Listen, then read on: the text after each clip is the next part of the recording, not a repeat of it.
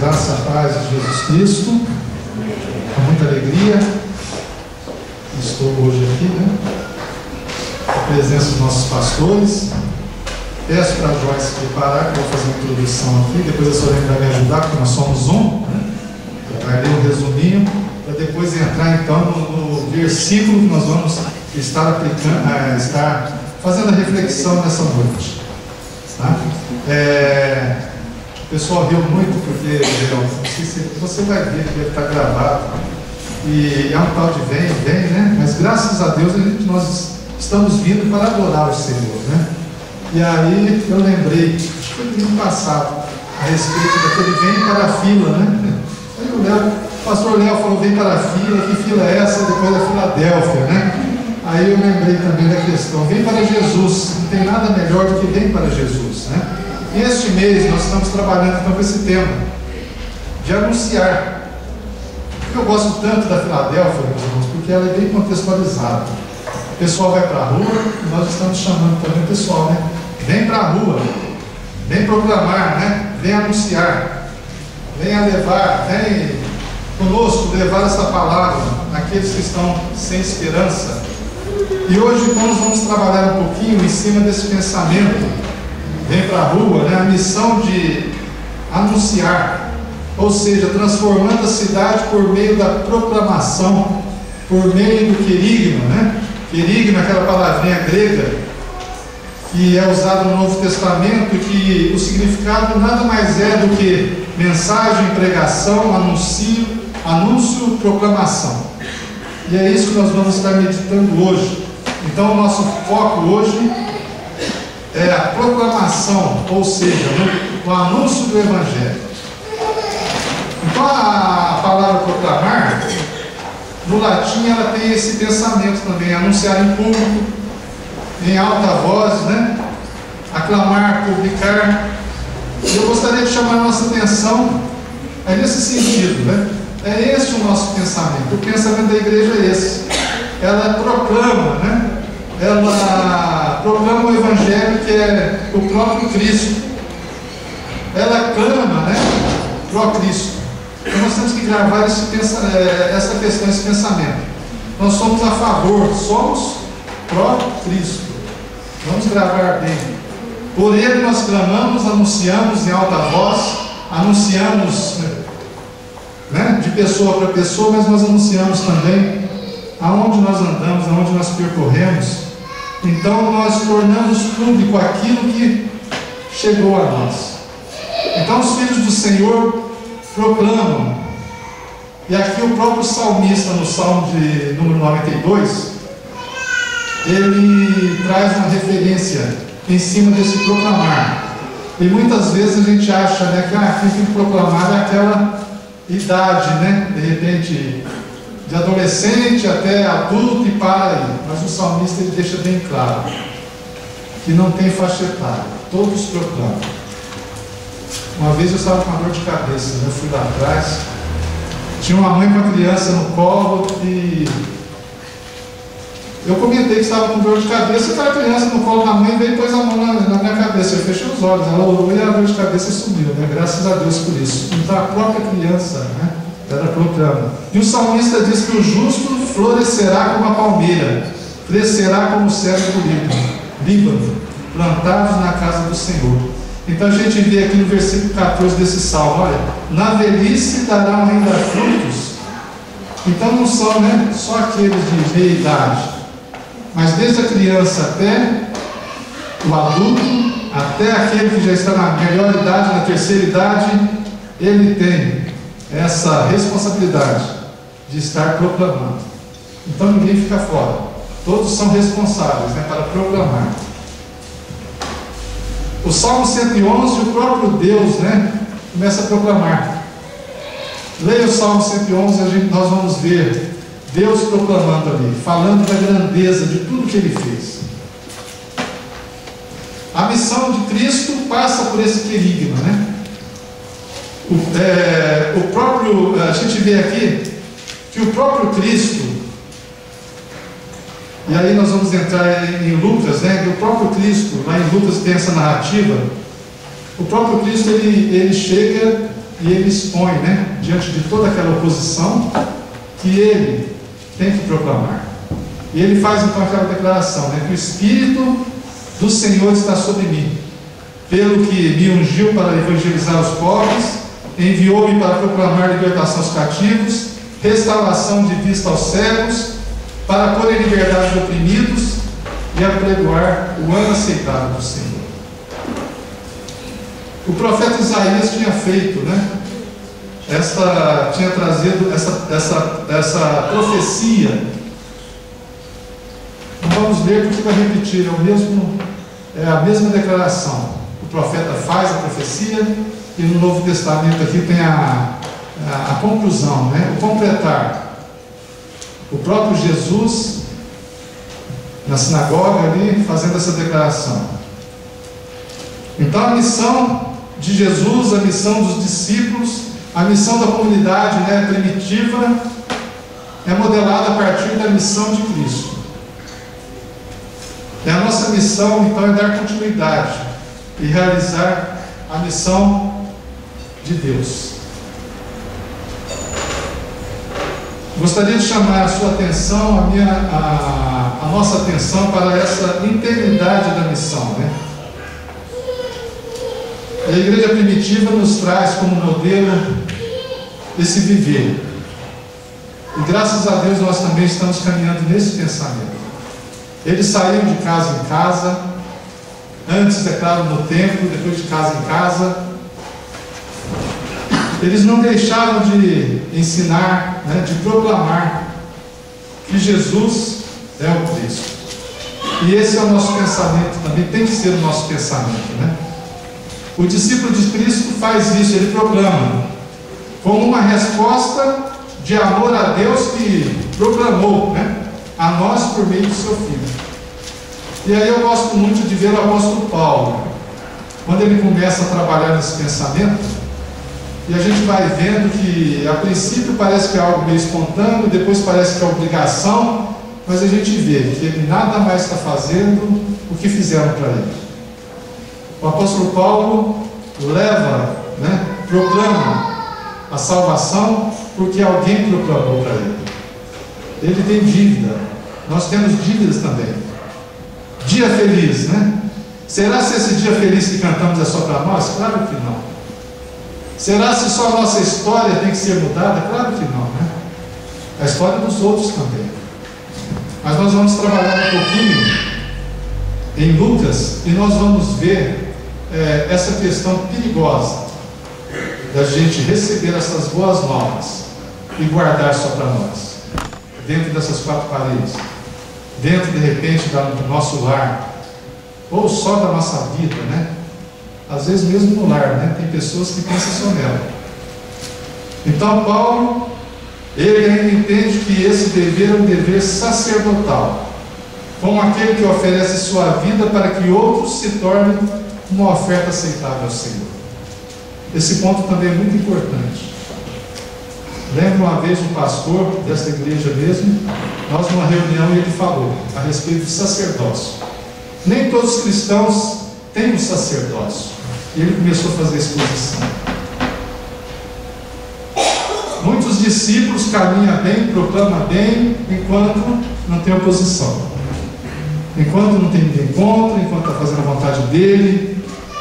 E aí ele chegou no sacerdócio. Sacerdócio é isso. Mesmo que você está sendo prejudicado, você entrega a sua vida em favor do outro. Então nós vamos estar agora, num segundo momento, eu vou pedir para a Solene ler rapidamente aqui, uns pontos que eu coloquei, para a gente não ter que ler, né, o Evangelho de Lucas todo. Mas tem alguns pontos principais. Em seguida a Joyce vai fazer um louvor. E aí nós vamos ver a resposta do Senhor para cada um de nós, né? A resposta para a multidão, a resposta para nós. Vamos então agora.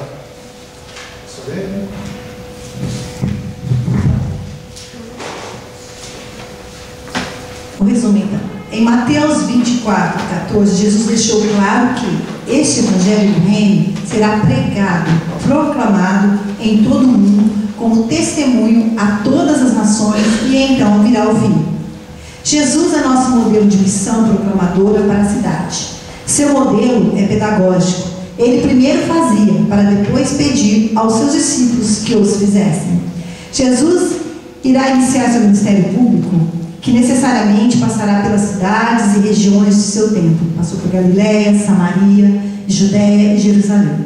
O capítulo 4 de Lucas começa em um lugar desértico. Jesus, cheio do Espírito Santo, voltou do Jordão e foi levado pelo Espírito ao deserto, onde durante 40 dias foi tentado pelo diabo. Ali ele enfrenta uma das maiores batalhas da sua vida, as tentações propostas por Satanás para desviá-lo da sua missão de amor. O Espírito que o levou também o tirou dali, mas cheio do poder ainda. Jesus ficou mais cheio ainda do poder. Esse mesmo capítulo 4 agora vai terminar em um lugar solitário. Ao romper do dia, Jesus foi para um lugar solitário. As multidões o procuravam, e quando chegaram até onde ele estava, insistiram que não os deixassem. Os lugares desérticos e solitários parecem ser instrumentos didáticos pedagógicos de Deus para seus líderes e o povo. Parece ser uma escola de preparação ministerial.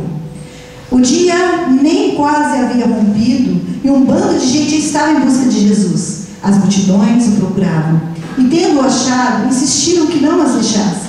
Lucas 4,43 passa a ser então uma resposta que Jesus deu para essa multidão insistente e egoísta. Essas pessoas queriam que Jesus ficasse apenas com elas, não se importando com as demais, que não estavam ali naquele momento. De fato, essa tem sido uma das tentações da igreja ao longo da história cristã: manter Jesus para nós. Não é sem motivo que falamos do desafio de sair das quatro paredes.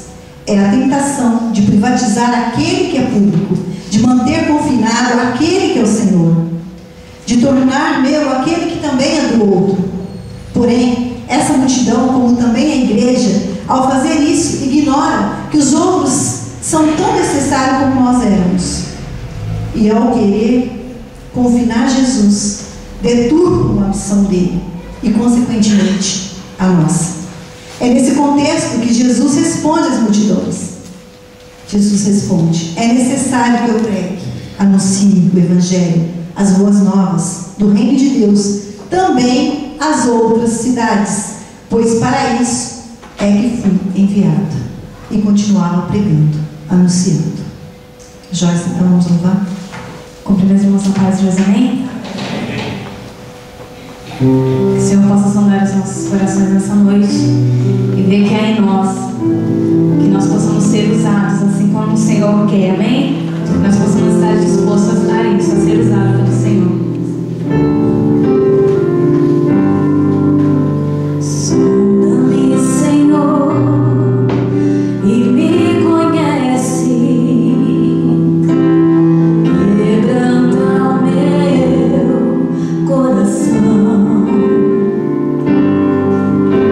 Transforma-me conforme a tua palavra.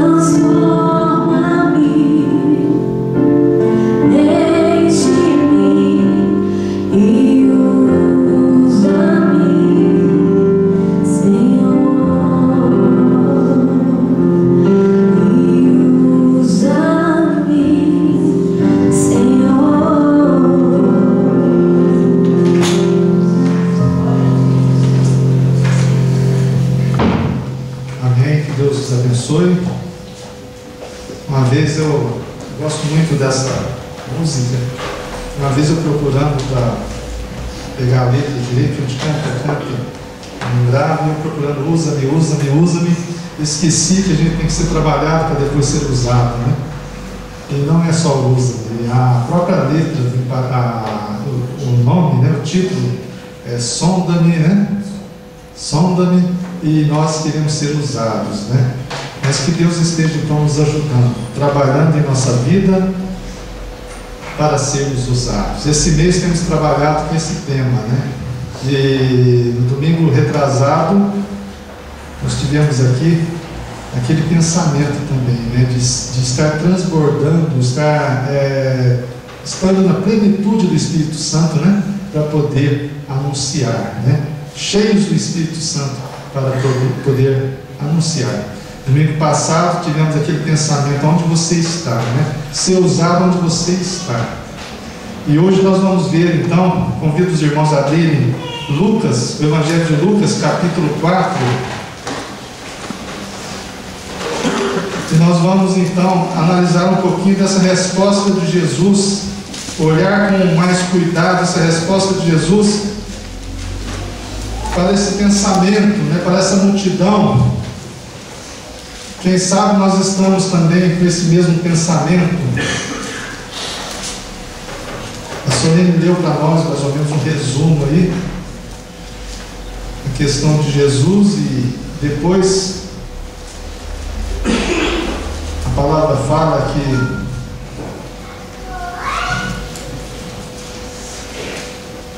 ele desce para Cafarnaum, é isso, né? Mas nós vamos ficar com os versículos 42 em diante, né? Lucas capítulo 4, versículos 42 a 44, a 43, 4. E fala que ao romper do dia, Jesus foi para um lugar solitário. As multidões o procuravam, e quando chegaram até onde ele estava, insistiram que não as deixasse. Essa versão NVI. Mas ele disse: é necessário que eu pregue as boas novas do reino de Deus noutras cidades também, porque para isso fui enviado. E continuava pregando nas sinagogas da Judéia. Então eu gostaria que estivéssemos olhando agora com mais cuidado para essa resposta do Senhor Jesus, e que nós vamos tirar daqui, né, alguns pensamentos que são muito importantes para a nossa caminhada cristã.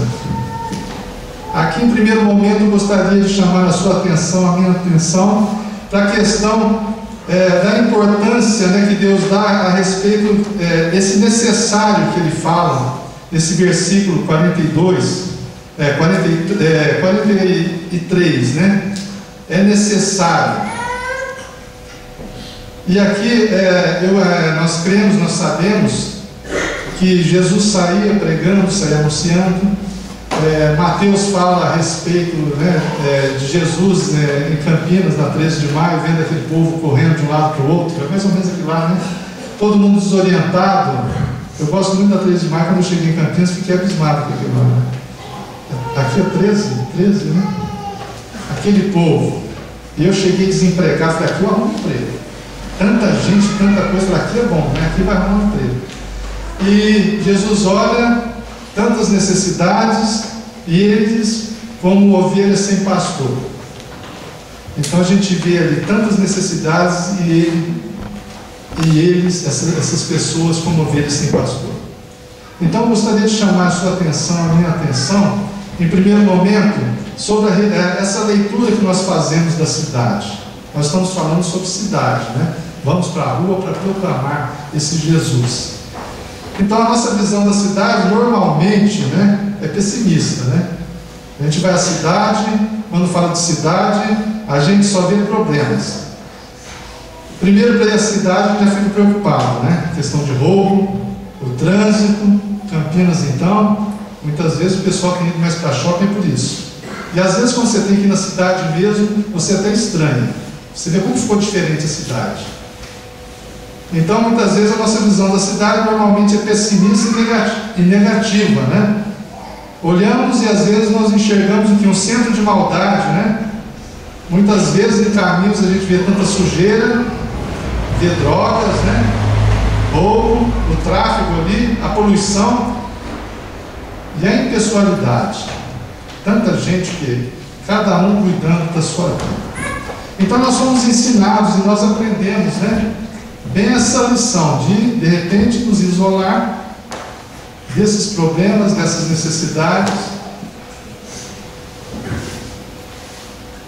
Mas o que a gente aprende com o Senhor Jesus, o que eu gostaria que nós estivéssemos bem atentos, é essa questão da visão que Ele faz da cidade. Jesus, quando saía, né, igual eu comentei, Ele via o quê? Não pintava, né, essa tela. Ele via oportunidades, né?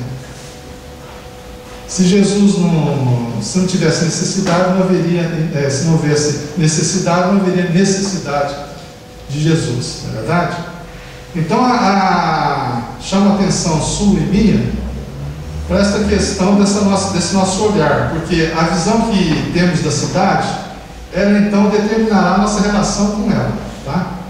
Se eu olho com desprezo, se eu olho aquilo ali só vejo as maldades, se eu não vejo oportunidade, né, de desenvolver aquilo que eu tenho que desenvolver ali, proclamar, então eu vou estar muitas vezes fugindo mesmo do problema e dos necessitados.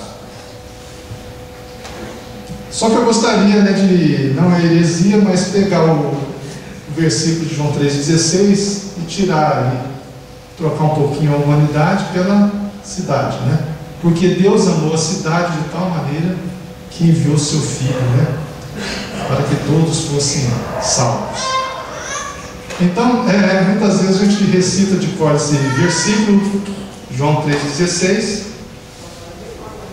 fala muito da pessoa, mas esquece que a cidade também, ela é um alvo, né, do amor de Deus. Deus amou tanto a cidade que enviou então seu Filho, para que ela na cidade possa ter o que? Esperança, né? Nós não vemos solução, nós não temos como ajudar, como resolver os problemas, mas temos quem pode resolver os problemas, né? Então, se a multidão, aqui no versículo nós vemos que a multidão começou a ver Jesus de uma forma diferente, né? A multidão começava a querer o quê? Exclusividade, não é isso? Começava a pensar só nelas. E a gente vê algumas passagens que parece que Jesus é um pouco meio duro, né? Mas não, ele traz de uma forma certa, né? Que olha, né, não posso ficar parado aqui. Já resolvi seu problema, agora vou ajudar os outros.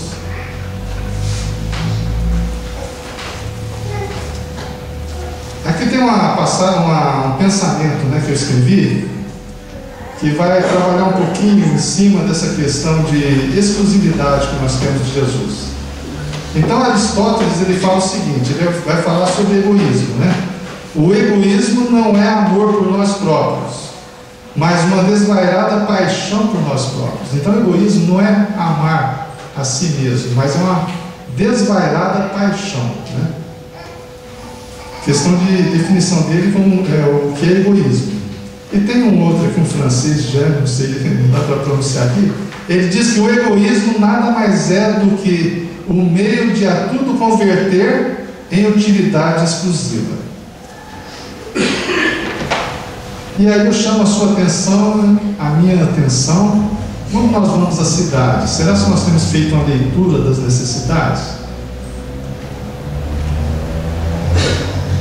Porque vendo aqui essa definição, né, a gente chega à conclusão de que o egoísmo nos cega, né? A gente pode passar por determinados lugares, ver, mas não enxergar, né? É uma coisa bem interessante, mas isso acontece. A gente vê a situação, mas aquilo ali não toca em nosso coração. Porque aqueles, né, a multidão, aqueles que estavam ali, eles não viram, eles só viam eles, porque o egoísmo imperava ali, né?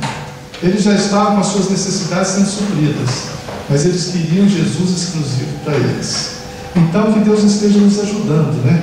A gente tomar cuidado, porque o egoísta, ele só vê a si próprio, aquilo que lhe interessa, né? Então, ao dizer é necessário, Jesus compreendia que essa missão era imprescindível, né? Que ele precisava proclamar. A missão era de Deus, mas que ele veio com esse pensamento, sabia do papel que ele tinha que desenvolver, que era de proclamar salvação, libertação, não só, né, a um determinado povo, mas a outros povos, a outras cidades. Nós, como igreja, uma das coisas que tem nos ajudado muitas vezes a nos trancar mais dentro das quatro paredes é quando nós muitas vezes também pensamos muito em missões, né? Enviar missionários para outros países e esquecemos onde nós estamos. Fazer o inverso também é importante, né? A gente lembrar que, né, não só missionários lá, mas nós trabalhamos também aqui. Senão nós, impossibilitados de ir a outros países, a gente fica orando, enviando recursos, mas não sai das quatro paredes também. Jesus entende a vida humana por meio da necessidade. E nós temos que trabalhar também nesse pensamento, né? As necessidades são oportunidades.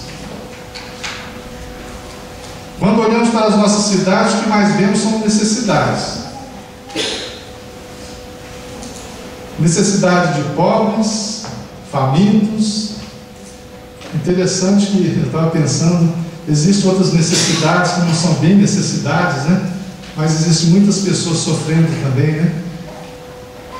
Um carro novo, uma casa nova. Temos sim necessidades básicas, mas tem pessoas que de repente, né, não têm conseguido enxergar o próximo, porque essas necessidades que ele tem, muitas vezes, o que falam mais alto. Que Deus esteja então nos ajudando, né?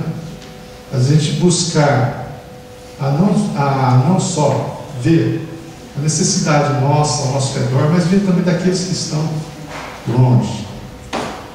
Aqui a palavra fala a respeito dessa questão de ser exclusivo ou não, né? Jesus não trabalhava com essa questão, né? Esse povo, tudo bem que o judeu, né? Mas essa questão de só abençoa esse povo. Existe esse outro lado de Jesus, né? A missão de Jesus, né? O desejo dele era sempre o quê? Buscar então trabalhar não só com aqueles que estavam ao seu redor.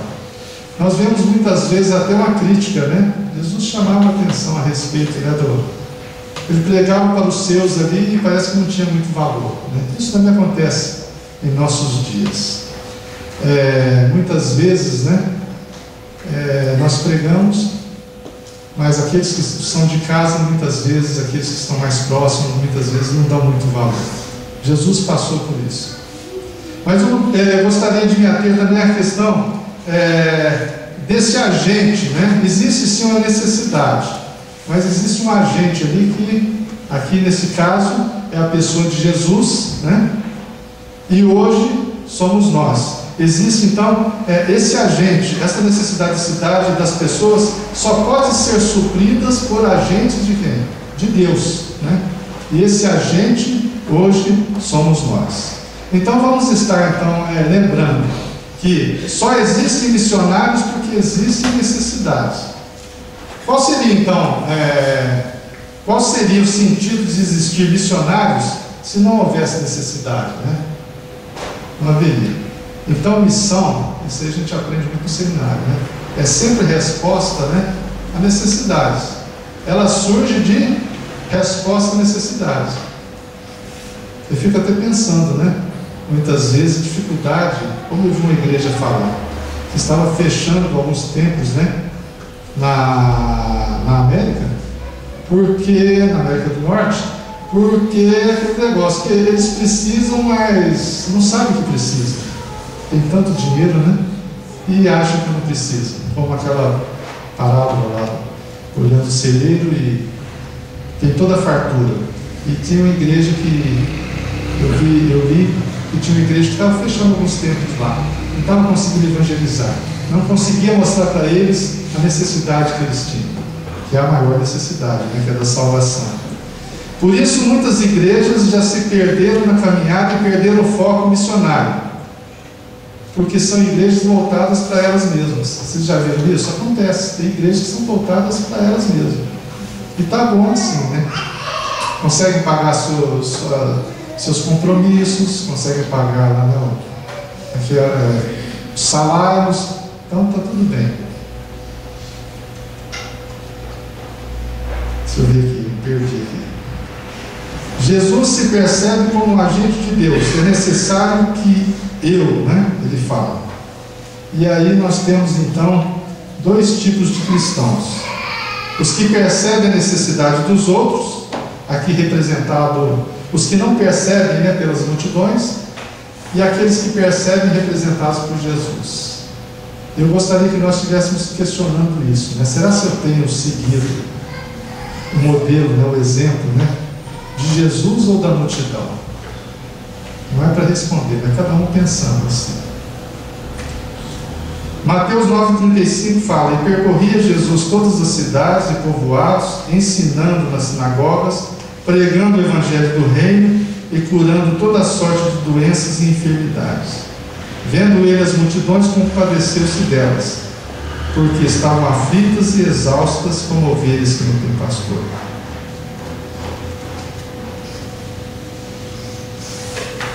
Então só quem percebe a necessidade olha a multidão com os olhos de compaixão. Teve um mês que nós falamos muito de missões aqui. Eu lembro que nós tínhamos um slogan, né, que falava da visão para o coração, do coração para as mãos. E ali falou muito a respeito do bom samaritano, né? Ele olhou, aquilo mexeu com ele, entrou no coração dele e transformou em ações. Esse deve ser então o nosso pensamento, né? Porque Deus fala, Jesus fala que é necessário. O discípulo de Cristo, ele faz isso, né? Ele vê a necessidade, ele proclama, porque ele sabe que ele é a boca de Deus, é a voz, né, de Deus. Ele tem a solução. Nós temos essa resposta, né, do amor de Deus. E agora lembro muito de Paulo, como ele fala da dívida, o amor de Deus que foi proclamado a nós, e hoje nós temos que estar proclamando aos outros, né? Que Deus esteja nos ajudando. Vamos ler, vamos dar continuidade na leitura deste versículo. Mas ele disse: é necessário que eu pregue as boas novas do reino.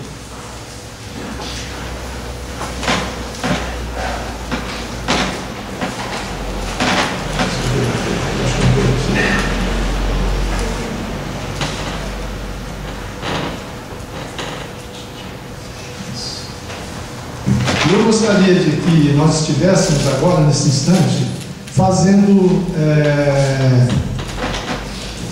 uma reflexão bem profunda a respeito assim, desse anunciar, né?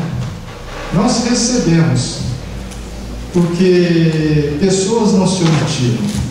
O Brasil, todos sabem, né, que foi um campo missionário, né? A América, a Europa enviou vários, né, missionários. Alguns morreram aqui com idade muito nova, porque vieram proclamar, ficaram doentes e não voltaram para os seus países. Então eu gostaria que nós estivéssemos atentos a essa situação. Nós somos frutos desses trabalhos missionários, né? Alguns dos americanos, outros dos suecos, né? Agora, gostaria que você se colocasse nessa linha da história, né? Aqui Jesus fala que é necessário que ele pregue. Nós sabemos que foi necessário que Moisés, né, proclamasse. Nós sabemos que foi necessário que aqueles do Velho Testamento proclamassem. E vemos Jesus proclamando, vemos a igreja primitiva, né, Paulo, Pedro e João fazendo o papel deles na história, e de repente chegamos em 2013. 2013, né? Chegamos em 2013. E aí, nós sabemos que hoje também é necessário que se pregue. Então foi necessário na época de Jesus, foi necessário na época da igreja primitiva, é necessário hoje, e será necessário também, né? Que o Benjamin pregue também, que o Isaac pregue, isso se Jesus não voltar antes, né? Se Jesus não voltar antes, será necessário também. Uma das coisas que me chama muita atenção, quando a gente pega a nossa Bíblia, minha boca está bem seca aqui, mas você pega do Velho para o Novo Testamento, a gente numa virada de página, isso já vai fogo. Você não bebeu aqui não, né? Então, numa virada de página, nós viramos mais ou menos, né? Nós passamos mais ou menos cerca de 430 anos, é isso, né? Por aí, 400 e poucos anos, né? E diz que nesse período, é claro que teve os impérios ali, tem uma história tremenda ali, mas nada canonizado, né? São histórias que têm se aproveitado ali, parece que é Macabeus e tem o Flávio José que fala uma coisa, mas a gente vê que a gente, olha, você vira ali de Malaquias para Mateus, você vira 400 e poucos anos. E diz que nesse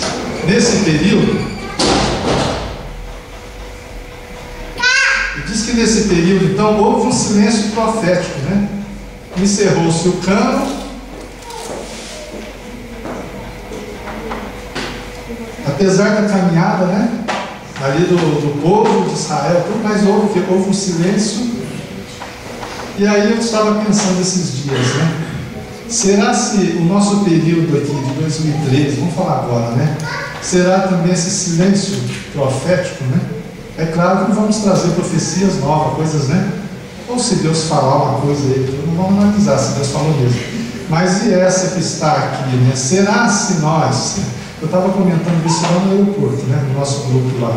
Uma pessoa falou, misericórdia, meu irmão. Que isso, né? Realmente, misericórdia. Será se esse silêncio de 400 e poucos anos vai acontecer de novo? Ou está acontecendo de novo, né? Na nossa vida?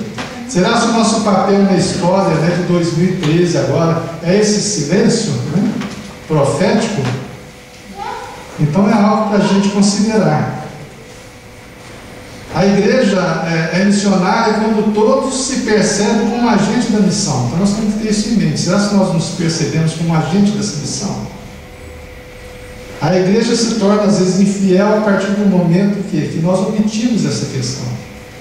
A igreja somos nós, começamos a omitir, nós começamos a ser infiéis, né? Então, quem é o instrumento de Deus para a cidade? Sou eu, você, nós somos instrumentos de Deus.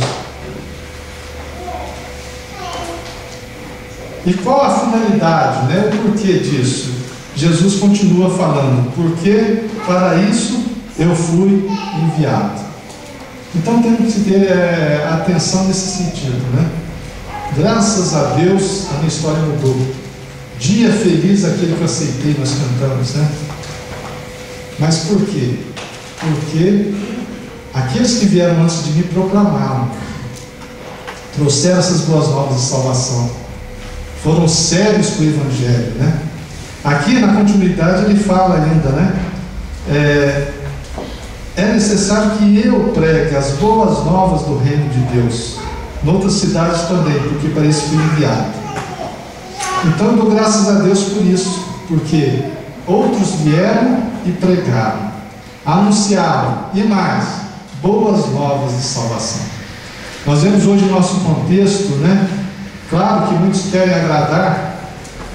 Nós vemos muitas vezes o que mensagens que conseguem até atrair pessoas, né? Para a igreja, os pregadores, mas não consegue atrair a pessoa para Deus, né? Tem gente que quer ser tão legal no púlpito, você sai às vezes descontraído, né? Você gosta das piadas, tudo, mas não há conversão. Por quê? Porque o verdadeiro evangelho muitas vezes não está sendo pregado. Lembra quando eu estava estudando, eu a solo no seminário, aí eu falei, Eu, um dos mais velhos lá, falei para a garotada lá, né? Falei, na minha igreja é o seguinte, nós vamos pregar, como fala a palavra aqui, puxei Mateus, falei, ó, se você, né, tem alguma coisa com o seu irmão, vai, pede perdão, senão a igreja não vai aceitar seu dízimo. Aí ele falou, coitado, vocês vão passar fome lá, né? E realmente, se você pregar o evangelho mesmo, vai acontecer isso, né? Fala para o seu irmão. Fala para o, não sei se o pastor Léo, vamos crer nisso aí, né? Vamos na fé. Ninguém traga dízimo se tiver com problema com o seu irmão. E eu falei isso e o outro irmãozinho lá falou, então se a sua igreja vai ter muito problema, né? Então que Deus nos ajude, porque, né, nós temos que pregar isso também, né? Nós temos que pregar que quem não proclama, né, quem se envergonha de Jesus vai ser envergonhado também por Jesus diante do Pai. Ele fala, quem me confessa, eu vou confessar. Quem está à direita de Deus confessando? Quem está à direita ali, intercedendo por nós? Será que ele intercede por aqueles que têm vergonha dele, né? Então essa questão também é muito séria, né? Às vezes muitas pessoas não gostam, mas existe sim momentos descontraídos, mas existem momentos que nós temos que ser, né? Trazer a coisa com mais responsabilidade. Ontem quem veio no Encontro de Casais teve uma exposição aí de vários maridos, de um deles era aquele que era brincalhão, né? Diz aquele que não leva nada a sério, né? De repente não leva nem o Evangelho a sério também. E esse Evangelho, como diz aqui, né? Que é necessário que se pregue, para a gente terminar, o Evangelho que não seja só palavras, mas seja o quê? Prática também. E é o que nós estamos vendo por aí, né? O desastre. Dependendo do lugar, você não fala que é cristão, ou que é... Fala que é cristão, mas não fala que é evangélico, né? Porque senão você fecha as portas, né? Por quê? Porque tem pessoas que têm pregado o Evangelho, mas não têm vivido o Evangelho. Uma vez eu estava pensando, eu estava preocupado, né? Por quê? Porque nós temos doutrinas hoje sendo pregadas aí, dando base para a pessoa o quê? Fazer tudo errado. Dando base para a pessoa ser, de repente, às vezes até egoísta mesmo, né? Avarenta. Aí vai aquele lado, aqueles pecados todos, a luxúria. Olha, temos doutrinas importadas que dão base para isso também. Então a palavra que fala, né, é necessário, Jesus falou, é necessário que eu vá pregar, deixa de ciúme, né? Eu vou pregar para outros também. Não é só nós que temos necessidade, os outros têm também. Eu preciso pregar. Depois, Jesus também, ele vem e envia outros para pregar, né? Que somos nós. E ele nos traz essa responsabilidade de pregar o quê? Em vários lugares, mas o verdadeiro Evangelho, né? Pregar com palavras, pregar com atitudes, né? As atitudes, né? Confirmando as nossas palavras. E aí sim a pregação é com poder. Vocês já viram pessoa que prega, né? Sem poder às vezes? Repórter é duro, né? Repórter não dá moleza. Eu acho que são tudo ateus, não? Pegaram um pastor e falou para ele, né? Filmaram primeiro um monte de óculos e depois foram entrevistar o pastor com óculos. E aí perguntaram para o pastor, mas vem cá, você prega aí, o pessoal joga o óculos, e você? E aí o pastor respondeu, eles têm mais fé do que eu não tenho ainda essa fé.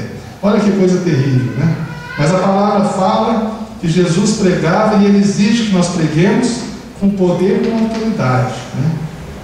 Preguemos aquilo que nós estamos vivendo, aquilo que nós cremos mesmo. Tem vários pregadores, né? A gente conversa e eles falam, normalmente é o mesmo pensamento. Olha, eu estou pregando aquilo que eu estou vivendo. E essa questão também interessante, essa aí de vem para a rua, se prepare.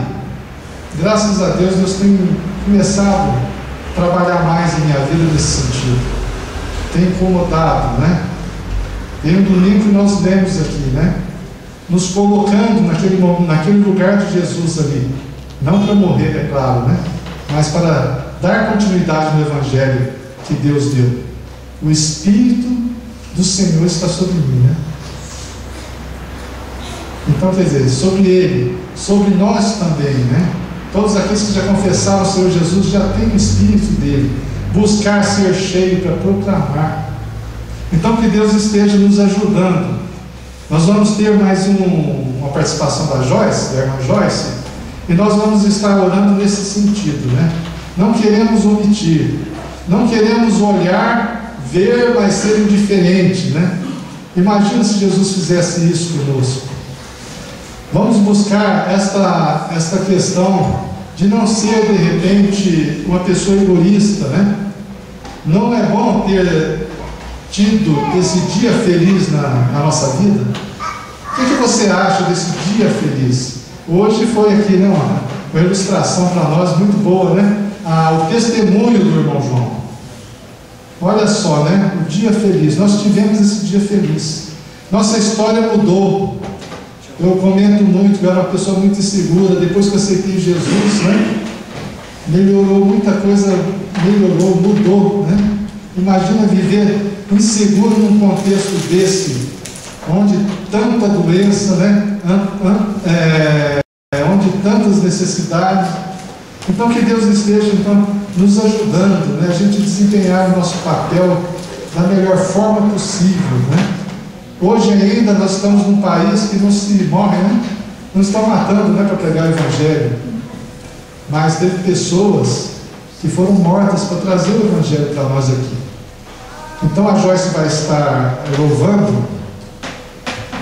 Vamos prestar bastante atenção na mensagem desse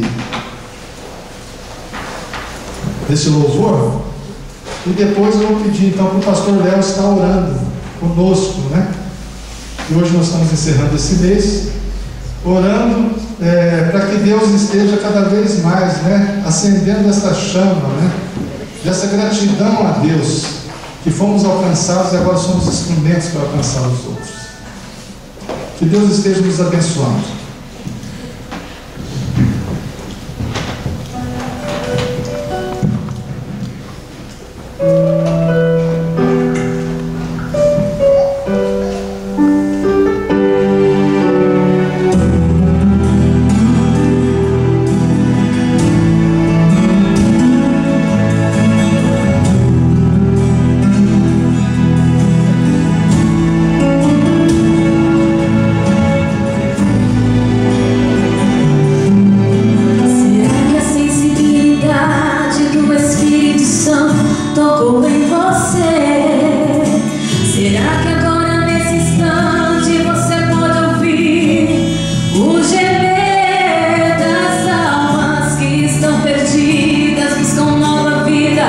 Eu viver